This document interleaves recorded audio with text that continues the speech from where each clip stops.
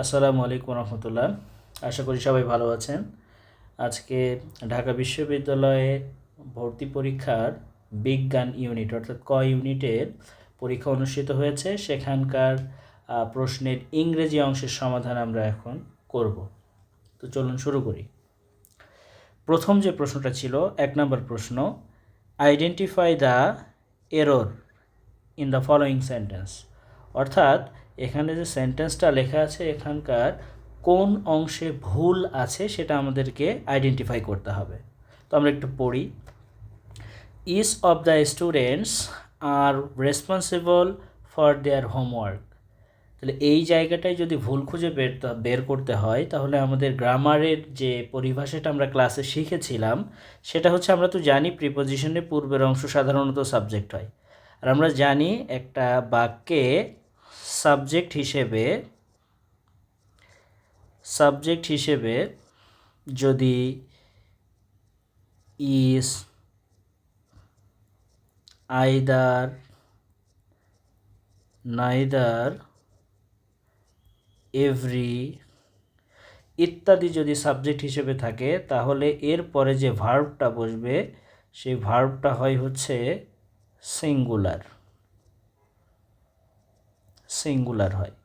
এখন দেখুন তো এই জায়গাটায় যে অংশটা আমরা পড়ছি, সাবজেক্ট হচ্ছে ইচ। তো ইচ যদি সাবজেক্ট হয়, ইচ অফ দ্য স্টুডেন্টস, তাহলে ভার্ব তো কখনো আর হতে পারে না। এই আর ভার্বটা ভুল আছে, এখানে হবে হচ্ছে সিঙ্গুলার, তার মানে হবে হচ্ছে ইজ। তার মানে যেহেতু এখানে ভুল খুঁজে বের করতে বলেছে, তার মানে এখানকার সঠিক উত্তরটা হবে হচ্ছে এ নাম্বারটা, আর হবে। 2 নম্বর প্রশ্ন বলছে অ্যান এন্টোমোলজিস্ট। এই এন্টোমোলজিস্ট শব্দের অর্থ হচ্ছে কীটপতঙ্গ তত্ত্ববিদ অথবা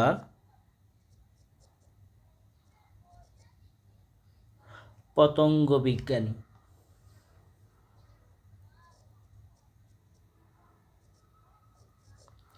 কীট পতঙ্গ ইংরেজি কি? ইনসেক্ট। তার মানে অ্যান্টোমোলজিস্ট সেই ব্যক্তিকে বলা হয় যে কীট পতঙ্গ সম্বন্ধে পড়ালেখা করে, তাহলে স্টাডিজ ইনসেক্টস। বি নাম্বারটি উত্তর। এরপর 3 নম্বর প্রশ্ন বলছে the word with incorrect spelling. তার মানে এই যে 4টা অপশন আছে তার ভিতরে ভুল কোনটা আছে সেটা আমাদেরকে খুঁজে বের করতে হবে। ভুল বানান যেখানে আছে সেটা খুঁজে বের করতে হবে।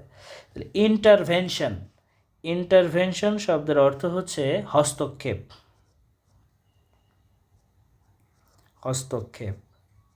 এবং মজার বিষয় হচ্ছে ইন্টারভেনশন বানানে এই এস নাই। ইন্টারভেনশন বানানটা এমন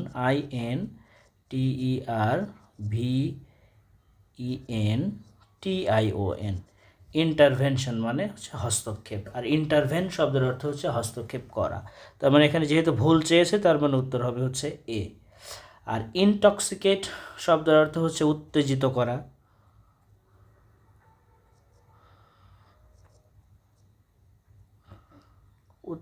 করা। তারপরে হচ্ছে ইন্টারটুইন, এই শব্দের অর্থ হচ্ছে পরস্পর গ্রথিত করা বা একত্র করা। ইন্টারটুইন মানে হচ্ছে একত্র করা। আর একটা যেটা আমরা দেখতে পাচ্ছি ইন্টেস্টাইন, এই শব্দটার অর্থ হচ্ছে পাকস্থলী থেকে মলদ্বার পর্যন্ত খাদ্যনালীর যে নিম্নাংশ। খাদ্যনালী বললেই আমরা বুঝতে পারবো।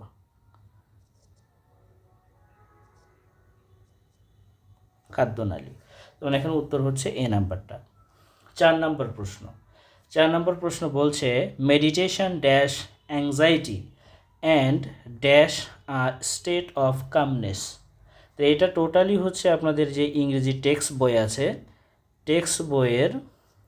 টেক্সট বুকের আপনারা 124 নম্বর পেজে পেয়ে যাবেন। এটা দ্বিতীয় প্যারাতে আছে প্রথম লাইন। এবার এটা হচ্ছে অর্থগতভাবেও আমরা উত্তর করতে পারি। এখানে বলছে মেডিটেশন ড্যাশ অ্যাংজাইটি। তাহলে মেডিটেশন হচ্ছে উদ্বিগ্নতা দূর করে। অ্যান্ড এবং ড্যাশ স্টেট অফ কামনেস, মানে মনটাকে শান্ত করে, শান্ত অবস্থায় নিয়ে আসে মনটাকে, মানে নিয়ে আসা। বা এখানে আরও সহজে বলতে গেলে আমরা বয়ে আনে বলতে পারি, বয়ে আনে।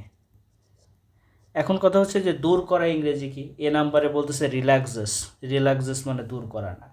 রিটেইন আছে, রিলিজেস মানে হচ্ছে দূর করে, রিলিজ। তাহলে meditation releases anxiety and brings a state of calmness, মানে মেডিটেশন হচ্ছে আমাদের উদ্বিগ্নতা দূর করে আমাদের মনটাকে শান্ত অবস্থায় নিয়ে আসে।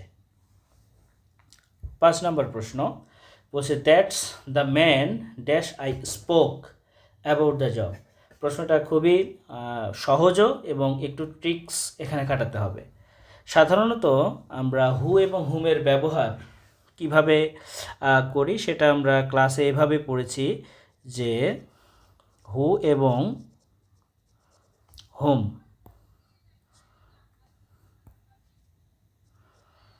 একটা সেন্টেন্সে যদি হু এবং হুম থাকে তাহলে আমরা সাবজেক্ট এবং ফাইনাইট ভার্ব গণনা করব।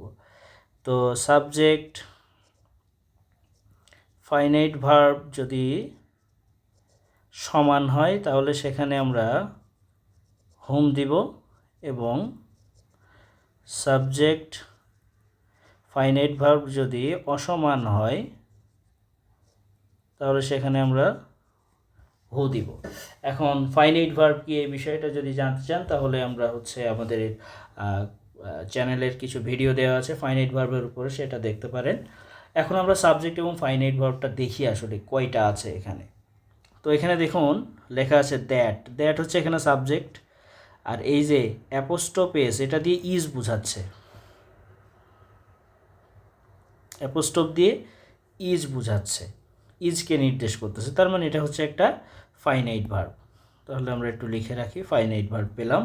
দ্য ম্যান আই, আই হচ্ছে সাবজেক্ট আর স্পোক হচ্ছে ফাইনাইট ভার্ব। তাহলে এখন দেখুন তো সাবজেক্ট কয়টা, ফাইনাইট ভার্ব কয়টা?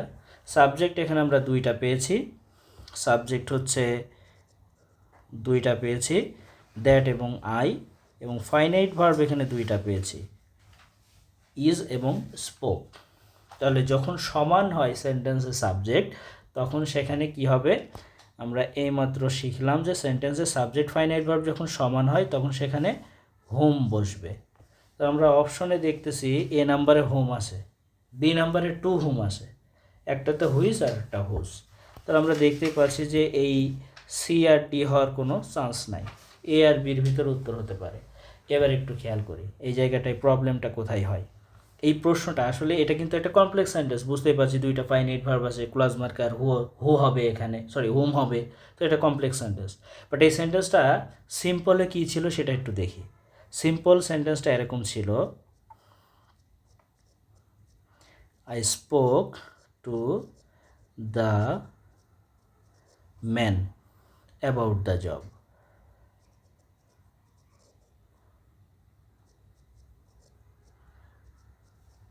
About the job. এখন খেয়াল করে দেখুন তো এই যে একটা সিম্পল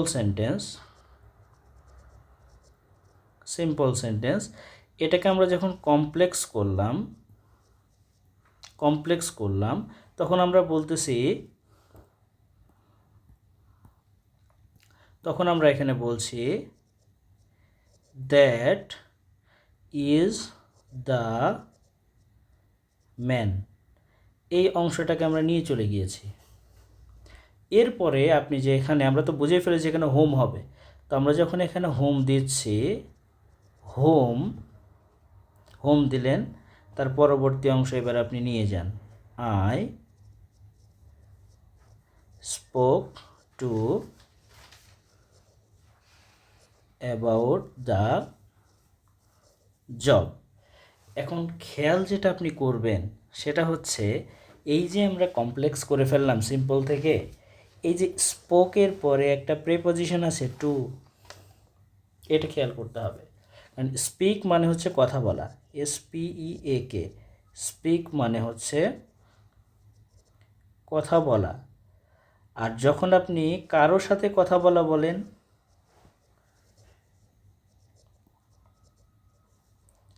কারোর সাথে কথা বলা, তখন সেটা হয়ে যায় হচ্ছে স্পিক টু সামওয়ান। মানে এই যে স্পোকের পরে টু, দেখেন তো মেইন সেন্টেন্স ঢাবি টিচার যেটা দিয়েছে, স্পোকের পরে কি সেই টু আছে? খেয়াল করে দেখেন তো, স্পোকের পরে কিন্তু সেই টু নাই। তো যখন আপনি সেন্টেন্সটা কমপ্লেক্স করবেন, ভার্বের সাথে যে প্রিপোজিশনটা থাকে, ওই প্রিপোজিশনটা চাইলে হোমের সাথে অ্যাডজাস্ট করে নেওয়া যায়। তার মানে এখানে শুধু হোম যদি আপনি দেন, তাহলে কিন্তু এই শুধু হোম দিলে ওই টুটা তো নাই এখানে। হ্যাঁ হইতো, এই হোমটা হইতো যদি থাকতো হোম আই স্পোক টু, তাহলে উত্তর হইতো। যেহেতু টু এখানে নাই, এই জন্য আমরা এ নাম্বার উত্তর দিতে পারছি না, উত্তর হবে হচ্ছে বি, টু হোম। আশা করি বুঝতে পারছেন। এবার আসি 6 number, which one is correct. সঠিক সেন্টেন্সটি কোথায় সেটা আমাকে দেখতে হবে। এ নাম্বার বলছে I am to blame for the lapse. আচ্ছা, বি নাম্বার বলছে আই ইজ, তো বুঝতেই পারছি আয়ের পরে কখনো ইজ হয় না, আয়ের পরে কখনো ইজ হয় না, তার মানে বি নাম্বারটা আমরা কেটে দিচ্ছি। সি নাম্বার বলতেছে ইট ইজ মি, এই জায়গাটায় গ্রামার আছে। এই ইজটা হচ্ছে অ্যাম, ইজ, আর, ওয়াজ, ওয়ার, এগুলো হচ্ছে কি, এগুলোকে বলা হয় হচ্ছে, আমরা একটু এই জায়গায় চলে আসি এটা নিয়ে। অ্যাম, ইজ, আর, ওয়াজ, ওয়ার এগুলোকে বলা হয় টু বি ভার্ব। তো টু বি ভার্ব, একটি গ্রামার রয়েছে, গ্রামারটা একটু লিখছি। টু বি ভার্বের পরে সর্বদা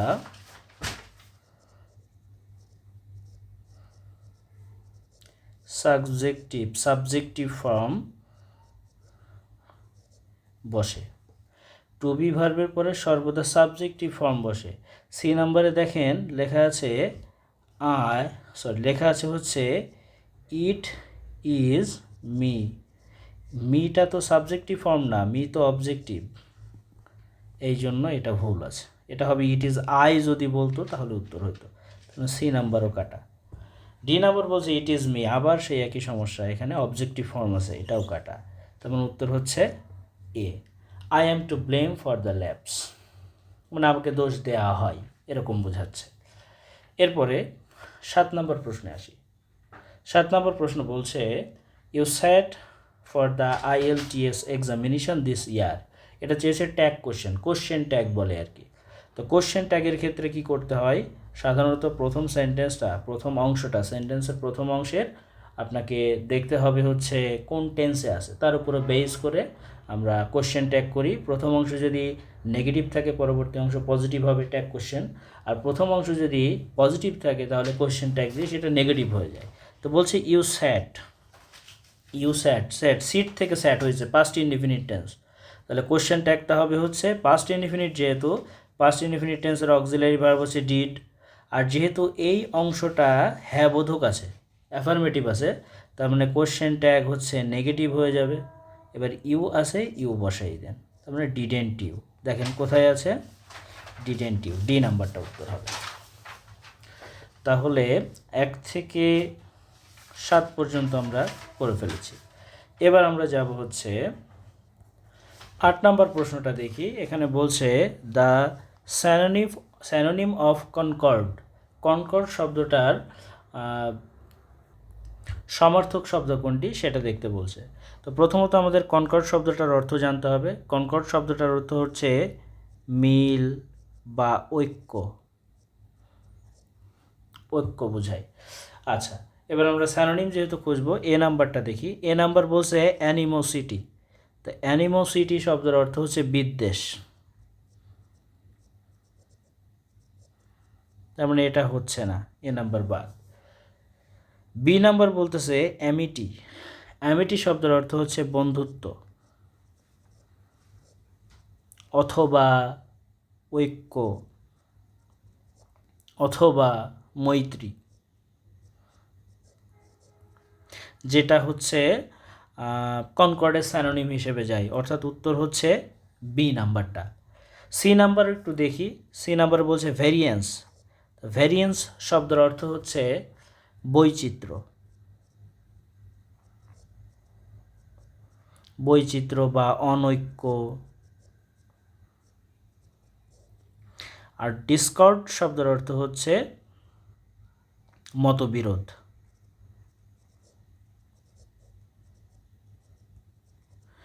তার মানে সিডি উত্তর হচ্ছে না, উত্তর হচ্ছে বি নাম্বারটা। অ্যামিটি মানে হচ্ছে বন্ধুত্ব, ঐক্য, মৈত্রী। তাহলে কনকর্ডের স্যানোনিম হিসেবে আমরা বি নাম্বারটা উত্তর নিতে পারি। 9 নাম্বার বলছে we did not win the match, আমরা ম্যাচটা জিতিনি। We were happy with our team's performance dash. তাহলে এখানে খেয়াল করুন, সেন্টেন্সে আমরা ক্লাসে যেভাবে এই ধরনের সেন্টেন্স শিখেছিলাম সেটা যদি এইভাবে আমরা উত্তর করি, তো এই সেন্টেন্সের ফাইনাইট ভার্ব কয়টা যদি আমরা একটু গুনে ফেলি, দেখেন এখানে ফাইনাইট ভার্ব হচ্ছে ডিডেন্ট একটা, তারপরে হচ্ছে ওয়্যার একটা, দুইটা ফাইনাইট ভার্ব, তার মানে হচ্ছে দুইটা ক্লজ। আর যখনই দুইটা ক্লজ একটা সেন্টেন্সে থাকে তখন ওই সেন্টেন্সে আমাদের একটা ক্লজ মার্কার বসাতে হয়। এখন ক্লজ মার্কার হিসেবে কে কে বসতে পারে? অপশন এতে দেখেন অলদো আছে, দো আছে, অলসো, ডিসপাইট।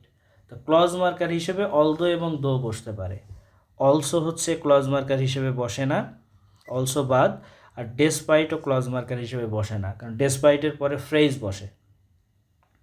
তার মানে সি এবং ডি উত্তর হওয়ার চান্স নাই। তার উত্তর হবে এ এবং বির ভিতরে। এখন অলদো মানে যদিও, দো মানে যদিও, প্রবলেমটা হচ্ছে এই জায়গাটায়। এবার একটু এখানে মনোযোগ দিয়ে শুনতে হবে। অলদো এবং দো এর ক্ষেত্রে এদের অর্থ হচ্ছে যদিও। এখন অলদো এবং দো দিয়ে যখন যদিও বোঝাই, তখন এই দুইটার অবস্থান বাক্যের শুরুতে অথবা মাঝে হতে পারে। অলদো এবং দো দিয়ে যখন যদিও বোঝাই তখন এটি হচ্ছে বাক্যের শুরুতেও বসতে পারে, মাঝেও বসতে পারে। যদিও অলদো এবং দোয়ের ভিতরে দোটা বেশি ফর্মাল অলদোর থেকে, তারপরেও উভয়ই হচ্ছে বাক্যের শুরুতেও বসতে পারে, মাঝেও বসতে পারে। প্রবলেমটা হয়েছে অন্য জায়গায়। প্রবলেমটা হচ্ছে এই অলদো দো দিয়ে যখন যাই হোক বোঝায়, যাই হোক অর্থ দেয়, যাই হোক অর্থ দিলে সেখানে বসে হচ্ছে দো, অলদো বসতে পারে না। এবং এটি হচ্ছে বাক্যের শেষে বসে। তাহলে এখানে একটু খেয়াল করতে হবে যে দো অলদো দিয়ে যখন যদিও বোঝায় তখন সেটি বাক্যের শুরুতে মাঝে উভয় জায়গায় বসতে পারে। আর দো দিয়ে যখন যাই হোক বোঝায়, মানে হাউইভার, এক কথায় যাই হোকের একটা স্যানোনিম আমরা পড়ি হচ্ছে হাউইভার। এই হাউইভার যখন বোঝাই তখন সেটা হয়ে যায় দো, এবং এটি বসে হচ্ছে বাক্যের শেষে। অর্থাৎ এখানকার গ্যাপও আছে বাক্যের শেষে। অর্থাৎ আমরা এতটুকু নিশ্চিন্তে বুঝতে পারছি উত্তর হবে হচ্ছে বি। এরপরে হচ্ছে 10 নাম্বারটা, if you are empathetic you dash. তাহলে এখানে সমস্যা হচ্ছে স্যাম্প্যাথি এবং ইমপ্যাথি শব্দটার অর্থ ভালো করে বুঝতে হবে, না হলে এখানে ধরা খেয়ে যাওয়ার সম্ভাবনা আছে। স্যাম্প্যাথি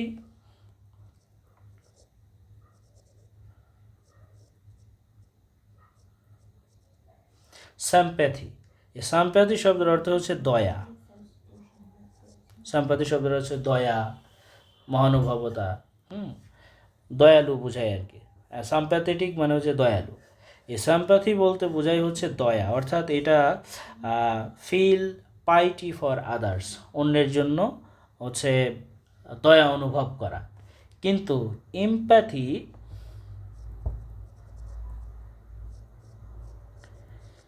ইমপ্যাথি শব্দটা হচ্ছে দয়া না, এটা হচ্ছে স্যাম্প্যাথির থেকে এক ধাপ এগিয়ে। এমপ্যাথি বলতে যেটা বোঝানো হয় সেটা হচ্ছে সহানুভূতি।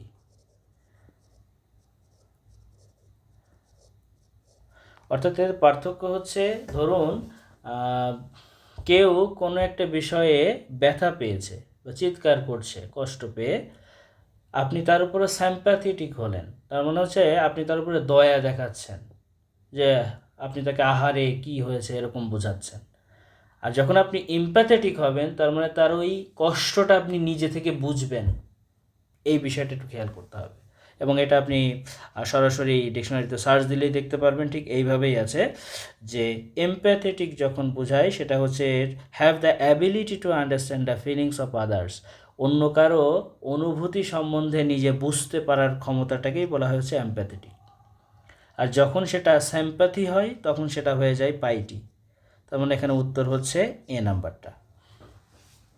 11 নম্বরটা বলছে দ্য অ্যান্টোনিম অফ ডেট্রিমেন্টাল। তো ডেট্রিমেন্টাল শব্দের অর্থ আমরা জানি ক্ষতিকর, আর চেয়েছে এটার অ্যান্টোনিম মানে হচ্ছে বিপরীত শব্দ। তাহলে এ নাম্বার অপশনে বলতেছে কনজারভেটিভ। কনজারভেটিভ মানে হচ্ছে রক্ষণশীল, রক্ষণশীল। এরপরে বি নাম্বারটা বলছে হচ্ছে কি ডিসপ্রপোর্শনেট, এর অর্থ হচ্ছে অসামঞ্জস্যপূর্ণ।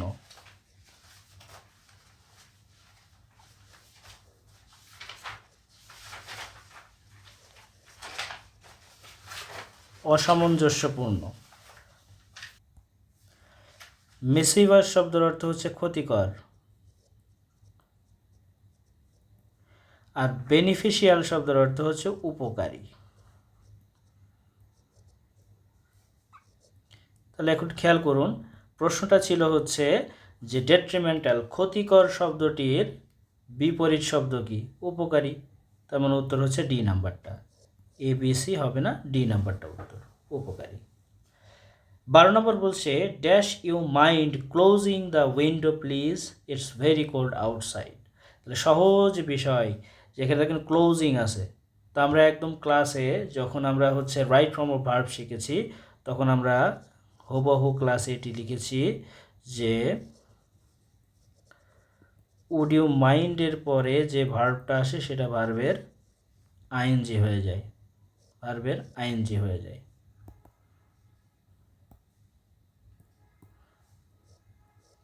তাহলে দেখুন যেহেতু ক্লোজিং আছে আর বাক্যের শুরুতেই গ্যাপ, তাহলে এখানে উত্তর হবে হচ্ছে would you mind closing the window. এরপর 13 নম্বর প্রশ্ন the auditorium is not available for use this week, it dash. তাহলে খেয়াল করুন, এটা খুব সহজেই উত্তর করা যাবে। সাবজেক্ট হিসেবে কে আছে? অডিটোরিয়াম। অডিটোরিয়াম ব্যক্তি না বস্তু? অবশ্যই সে বস্তু। অডিটোরিয়াম হচ্ছে বস্তু। আর এই অডিটোরিয়াম এই সাবজেক্ট নাউনের পরিবর্তে প্রোনাউন হিসেবে ব্যবহার হয়েছে ইট, আর ইট কাকে নির্দেশ করছে? অডিটোরিয়ামকে, অর্থাৎ এটাও হচ্ছে বস্তু। তো আমরা খুব সুন্দর করে ক্লাসে বহুবার এই বিষয়টা আমরা শিখিয়েছি, হচ্ছে বাক্যে সাবজেক্ট বস্তু হলে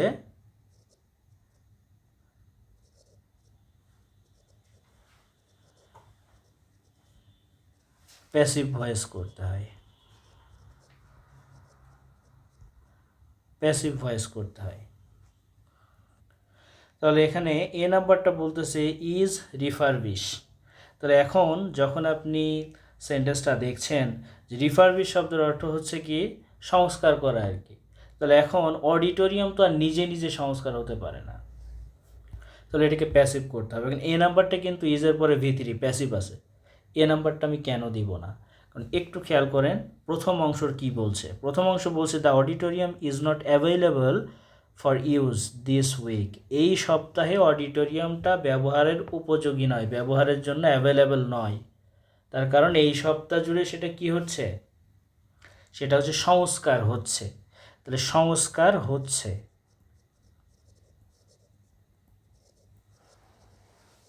হচ্ছে, এই হচ্ছেটাকে যদি আমরা হচ্ছে কষ্ট করে একটু সাধু ভাষায় নিয়ে যাই তাহলে সেটা হয়ে যাবে হইতেছে। আর বাক্যের শেষে তেসি তেসু তেসে থাকলে বা কোনো কাজ চলমান থাকলে সেটা হচ্ছে প্রেজেন্ট কন্টিনিউয়াস টেন্স হয়। তাহলে এখানে প্রেজেন্ট কন্টিনিউয়াস টেন্সে কে আছে? প্রেজেন্ট কন্টিনিউয়াস টেন্সে রয়েছে বি নাম্বারটা, ইজ বিং রিফারবিশড, উত্তর হচ্ছে বি। এরপর 14 number by next month Shraboni dash in the bank for 5 years। খুব সহজ কথা, বাই প্লাস যদি ভবিষ্যৎ সময় থাকে আমরা ক্লাসে পড়িয়েছি বাই প্লাস টাইম যদি হয়, এবং এই টাইমটা হচ্ছে যদি